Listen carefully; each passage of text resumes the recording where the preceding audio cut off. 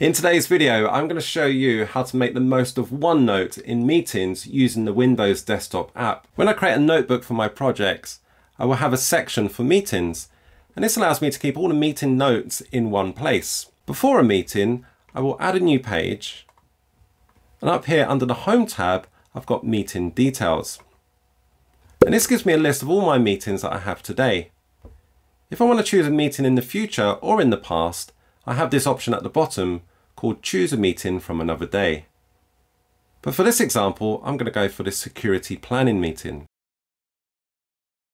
Give it a few seconds and it will bring in the meeting title as well as the participants that have been invited to this meeting. And then down here I've got my notes. If I'm organised before a meeting, I will tend to put in my update of what I want to discuss during this meeting. And sometimes beside the participants, I will put some notes about them if I haven't met them before. And this information I will get from the company profile or from LinkedIn. So that's before a meeting. During the meeting, sometimes I like to take cheeky screenshots of the presentations. So here I am in a Teams meeting and I want to take a screenshot of this slide. So going back to OneNote, under the Insert tab, I've got screen clipping. It takes me back to the Teams meeting and I can just select the screen, let go, and it brings it into my OneNote.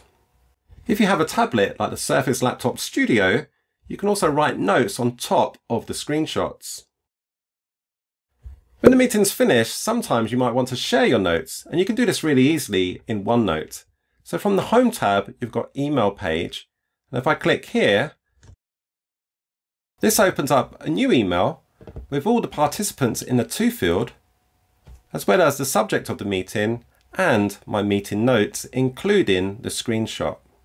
If you found this video useful, then click the like button so it can reach more people. And if you want to learn about the new features in OneNote, then watch this video here. And I will see you in the next video.